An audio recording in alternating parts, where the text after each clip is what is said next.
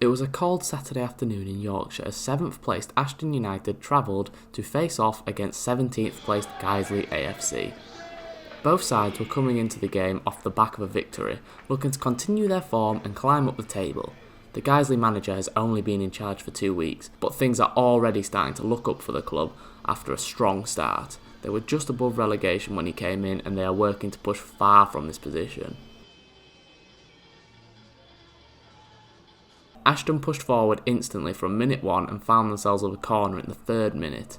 A deep cross into the box was the chosen delivery, however it didn't beat the Guiseley defender. Ashton managed to win the second ball and force it back into the box, where it finds Luca Navarro, who delicately puts the ball past the keeper, giving the away side the early lead. A brilliant start for the promotion hopeful Ashton United, and another goal for Luca Navarro this season.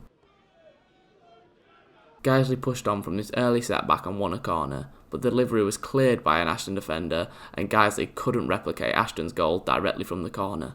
They tried to put more pressure on the Ashton defence, but the cross into the box wasn't strong enough to get past an away defender. Ashton were not messing about, however, as they quickly broke forward looking to double their lead.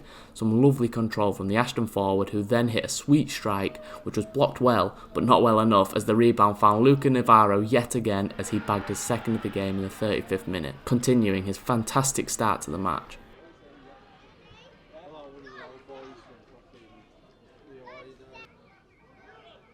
Guiseley won a free kick in a strong position late into the first half. They hoped that they could nick a goal just before half-time to give them some belief going into the second half.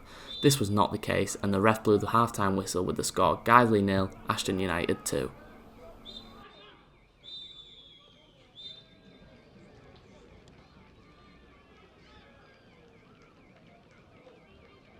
Guiseley knew they had to change things on the pitch, so they made 2 half-time substitutions in the hope of clawing their way back into the game.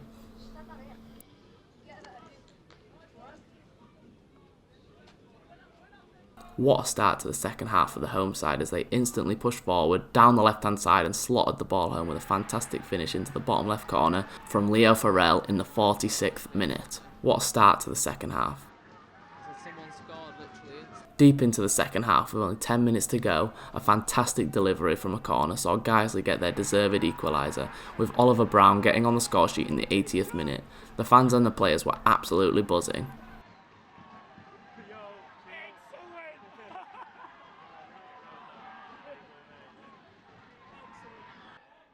Guiseley knew that they could get a winner, so they kept on pushing forward and testing the away defence. A lovely whip into the box found Leo Farrell at the back post, who slotted home the winner from an absolute fantastic comeback.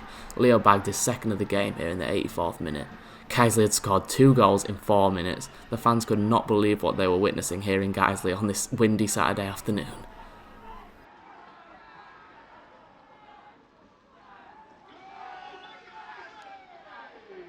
But they weren't done yet. Another set piece proved dangerous for Guiseley as another floated ball finds the head of George Goodman, who seals all 3 points for the home side, completing a giant comeback with 3 goals in 8 minutes now. Absolutely unbelievable scenes. The fans were ecstatic. Look at them bouncing. They could not believe what their team had just done.